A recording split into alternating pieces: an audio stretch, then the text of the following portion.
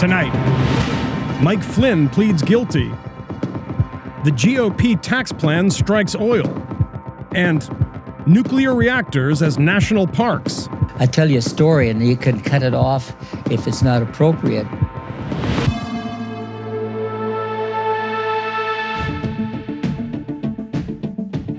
Charlottesville police and city officials failed to protect public safety during the white nationalist protests in August, according to a scathing independent review released today.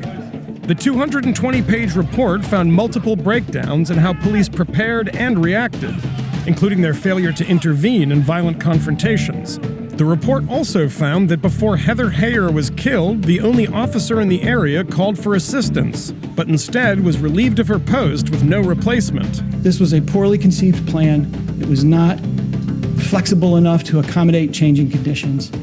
Good intentions gone awry. Failure to communicate, failure to protect, all a product of the failure to prepare. Charlottesville police declined to comment on the report. The Justice Department issued an arrest warrant for Jose Inez Garcia Zarate less than 24 hours after jurors acquitted him in the murder trial of Kate Steinle. Garcia Zarate, an undocumented immigrant, shot the 32-year-old in July 2015. His lawyers argued that he found a gun on a pier and it accidentally discharged. Prosecutors said he was already carrying the gun and that he fired it intentionally. The DOJ's warrant says Garcia Zarate violated his supervised release in 2015, in part by possessing the gun that killed Steinle. President Trump, who repeatedly invoked the case during his campaign, called yesterday's verdict disgraceful. Courtroom testimony has revealed that Kim Jong-un's half-brother had the antidote to the nerve agent that killed him in February. A toxicologist said that Kim Jong-nam was carrying atropine in a bag when he was murdered. It's a general antidote to chemical attacks. Kim was living in exile when he was smeared with the toxin at Kuala Lumpur's international airport. The two women on trial for the attack have said they thought they were taking part in a harmless prank TV show. High-profile Silicon Valley investor Shervin Pishevar has been accused of sexual assault or harassment by at least 5 women, according to a report by Bloomberg. Pishevar denies the allegations. A spokesman said he was the, quote, victim of an organized smear campaign. We are confident that these anecdotes will be shown to be untrue. Pishevar's hedge fund has invested in Uber and Airbnb, and he's the co-founder and executive chairman of Virgin Hyperloop One. Earlier this year, Pishevar was arrested in London on suspicion of raping a woman in his hotel room. He was later released and wasn't charged. His statement today called the London police report fabricated. In 2015, Texas Representative Blake Farenthold settled a sexual harassment claim with taxpayer money from a Treasury Department fund. It's the first settlement of its kind to be made public. The $84,000 settlement was reached after Farenthold's former communications director, Lauren Green, sued him for sexual harassment, discrimination, and a hostile work environment. In a statement, the Republican congressman said, quote, I can neither confirm nor deny that settlement involved my office, as the Congressional Accountability Act prohibits me from answering that question.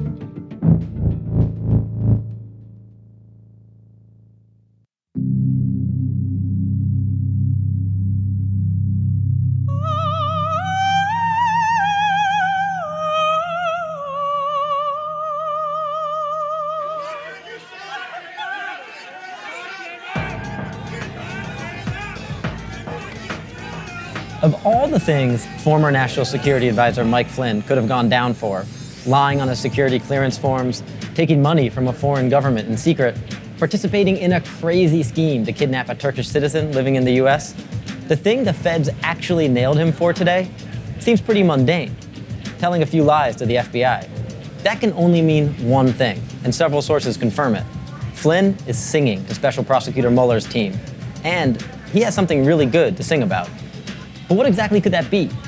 We already knew from multiple sources that in December 2016, after President Obama announced sanctions against Russia, Flynn spoke with the Russian ambassador to ask them not to retaliate. What we found out today from court filings by Mueller's team is that before Flynn made that call, he talked things over with a top official of the Trump transition team, who was in Mar-a-Lago. And Trump, by the way, was also in Mar-a-Lago at the time.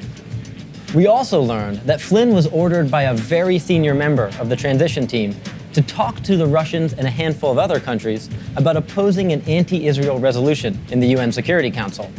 National security reporter Eli Lake wrote today that that senior member was Trump's son-in-law, Jared Kushner.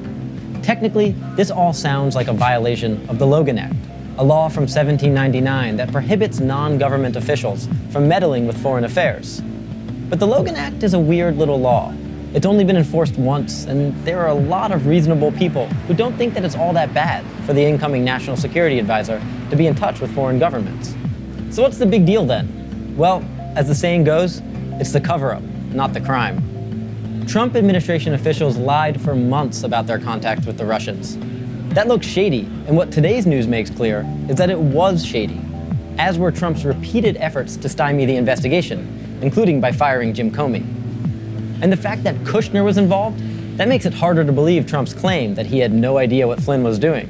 Not that many people believed his claim to begin with. But in addition to resuscitating the old Watergate chestnut, what did the president know and when did he know it?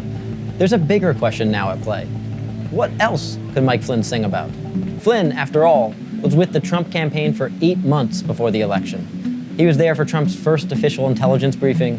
He was one of his closest confidants on foreign policy.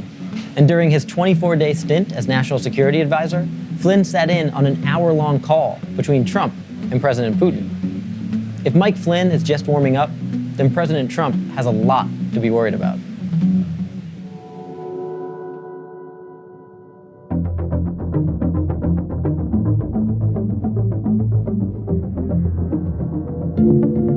Amid all the intrigue in Washington, D.C. today, the GOP tax bill continued plodding through the Senate. It's a sweeping piece of legislation, and some Republicans slipped in provisions that seem to have little to do with taxes. And those add-ons include one longtime GOP passion project, opening up Alaska's national wildlife refuge to oil drilling.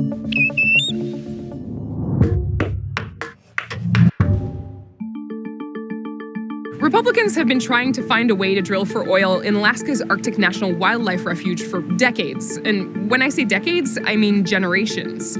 For Alaska Senator Lisa Murkowski, author of the provision currently under consideration, this is actually a family affair.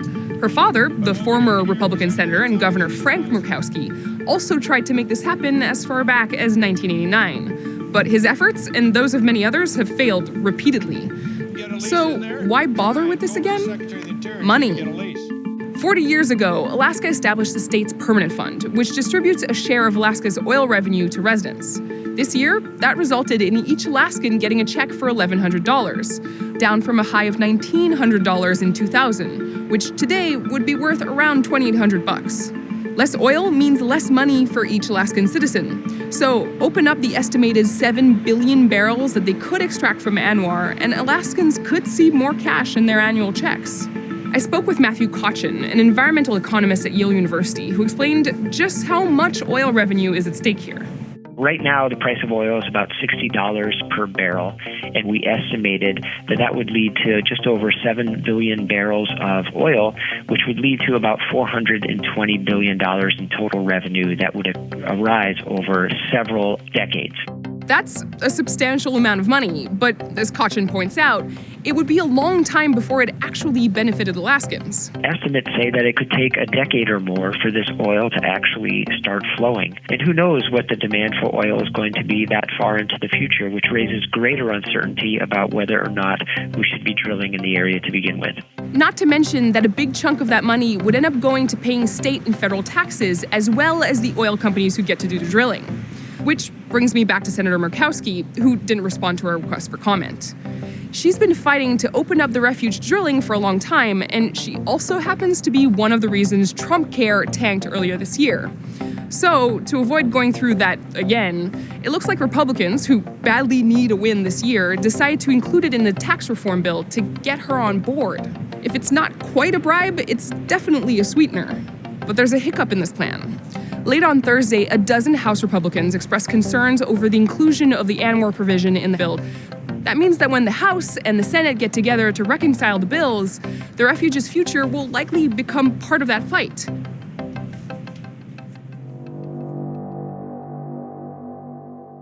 This is Randall Woodfin, who was just sworn in as the new Democratic mayor of Birmingham, Alabama.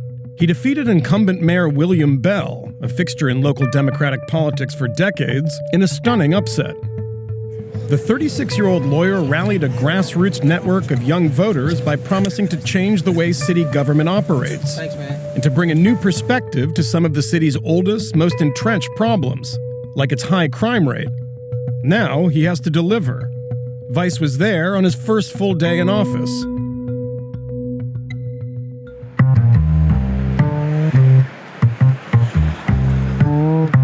I'm Randall Woodfin. I am the 30th mayor of the city of Birmingham. Today is my first day on the job. We got started early this morning. There was a time where I used to walk to work. This morning I got picked up and brought into City Hall, right into the mayor's office. Pretty cool, right? Morning, sir. Doing all right, brother? All right. Came in the lobby that day. Congratulations, man. Have a good morning. Yes, sir. All right. The entrenched systems that currently exist at City Hall are not working for people. What we're doing around crime's not working, so we need to do something differently. Police differently, empower people differently. What we're doing around economic development, affordable housing, community development isn't working, because if it was, we would have more people moving back into our city. So we're going to definitely have to do something differently. First item on our agenda, and welcome, Mr. Mayor. Since you are here and since this is your first one, would you like to? Yeah, so the Committee of the Whole is a meeting the City Council has once a month. My goal is to tell them that this is a new day at City Hall. I'm willing, ready, and committed to working with the council. My staff and I will be available for this type of meeting. Past, prior relationships between the mayor and the council, friction or any other type of altercations. From a style standpoint, that's not mine. In the 8th grade, I was voted most friendliest and most courteous. I've been pretty consistent in that, right? At a minimum since I was 14, I'm 36 today.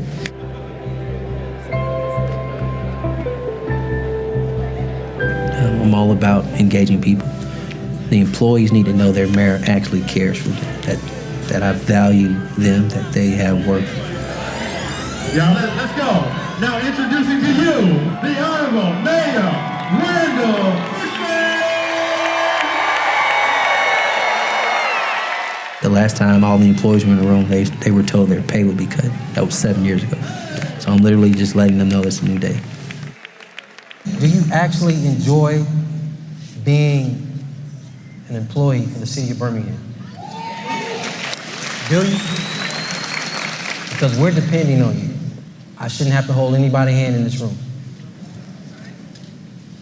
So the days of, if I was supposed to be at work at 8, I come at 9. I go to lunch at 11:30. I don't come back to 1:15. It's over. Literally put your arms around the person next to you for you. Now, I just need you to rock a little bit like this. In any culture, when it comes to singing, or when it comes to dancing, it's a way people show unity.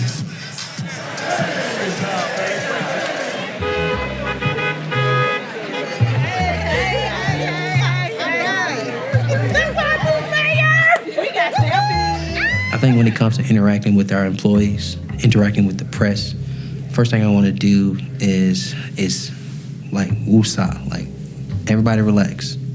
We're professionals. We have a job to do, we will get it done. Was there ever a desire for him to stay in the position, or did you always feel like a new chief would work better with your administration? Well, definitely. So I like your first word, rumors, right? They're just that, rumors. I think I can bring to the office space, like get it done, sense of urgency. Things aren't moving at a rate that's matching people needing help. So I think at the local level alone, separate from state and federal level, there's an easier way to help people. But being in the space of being younger, then that sense of urgency is kicked up several notches and you're just moving, like, look, get it done. Cool first day, right? A lot of work though. Who's tired?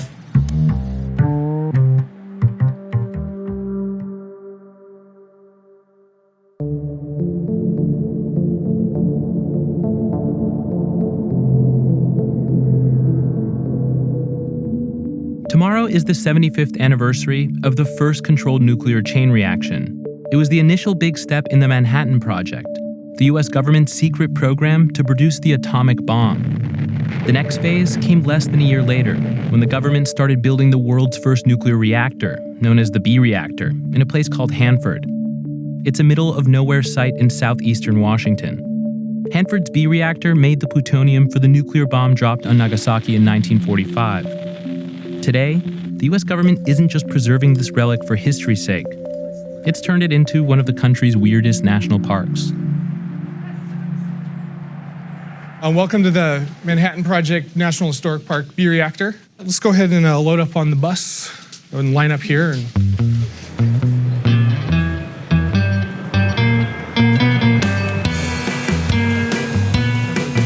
This is one of the most secretive projects Absolutely. in probably world history. People are very interested and very excited and engaged on these tours. Is there anything that I should know before getting there? Anything I should prepare myself for? I don't want to give anything away. I think you're going to be blown away, quite honestly, and I'm not going to give you any Pun hints. intended or no pun No intended? pun intended, no pun intended.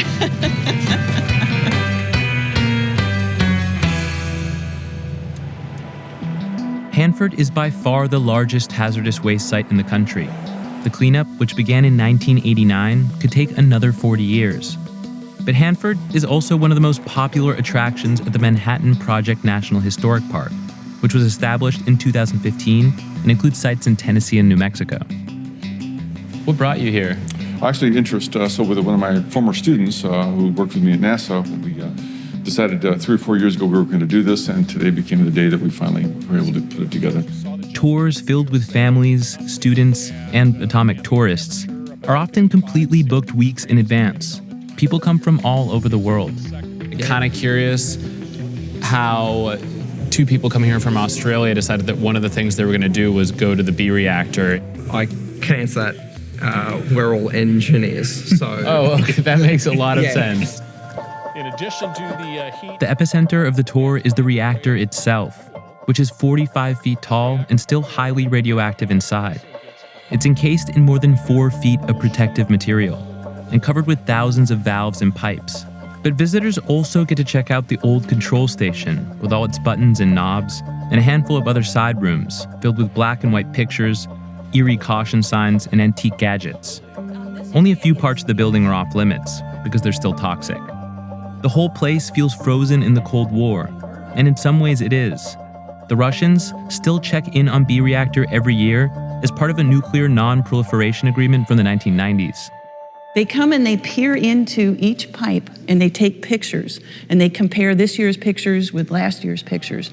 And what they're looking for is to see if there's any evidence of cooling water in the pipes. That would suggest to them that we had restarted the reactor. If we wanted to bring this back up to speed, could this... Yeah, it would be very difficult to restart this reactor. Bob Ferguson's one of the few people still alive who remember what it was like when B reactor was still working. He was the operations manager here in the late 1950s and early 60s. It says, please do not touch in all these places. You used to touch these things all the time. You have to pull the vertical safety rods over there, and then you'd start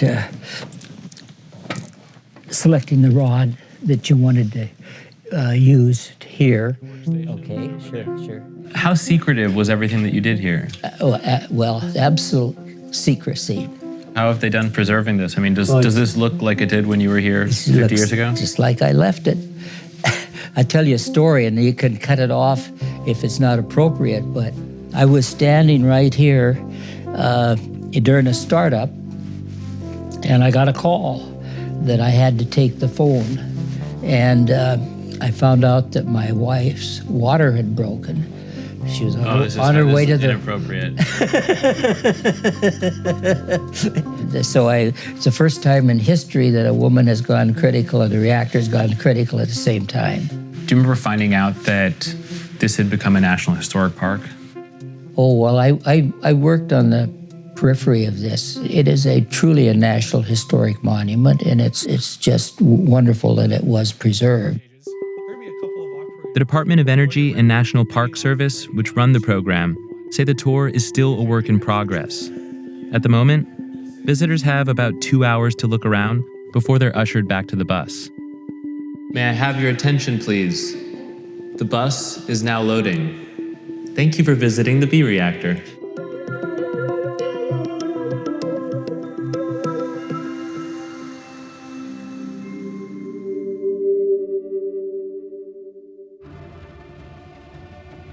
Hello, I am Guillermo del Toro, director of The Shape of Water, and this is Storyboard.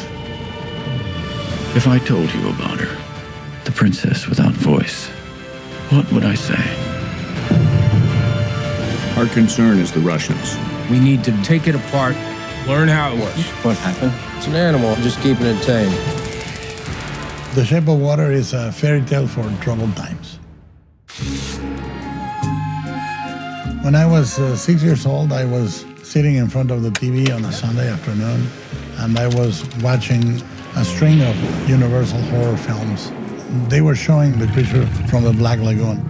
The creature swims underneath Julie Adams in a white bathing suit, and it's a moment of great beauty and great power. I fell in love with the fact that they were in love, and I wished them the best. I hope they end up together, but they didn't. So it took me about 46 years to correct that mistake.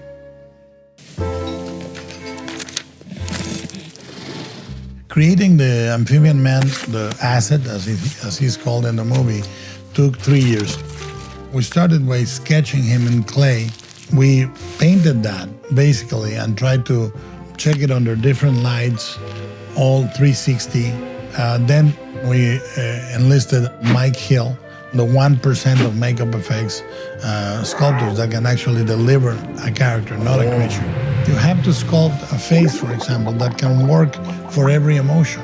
Anger, innocence, joy. It needs to really be as expressive as a human face. The creature and how you react to it tells more about who you are than what the creature is. He's a wild creature. You can't ask him to be anything else. This was a Beauty and the Beast fable where Beauty was not a princess in a pedestal, and the Beast was never going to turn into a prince. When he looks at me, he does not know how I am incomplete. He sees me as I am. The best way to address universal truths is fable, because you can disarm the resistance of the audience and allow them to discuss and be open to themes that would seem very topical and very aggressive. It's a theater of the mind and a theater of the soul, because every morning we wake up and we choose between fear and love. And this movie tries to articulate that. So it's a rather beautiful, a little bit deranged and fully magical. If I told you about her, what would I say? I wonder. That's Vice News Tonight for Friday, December 1st.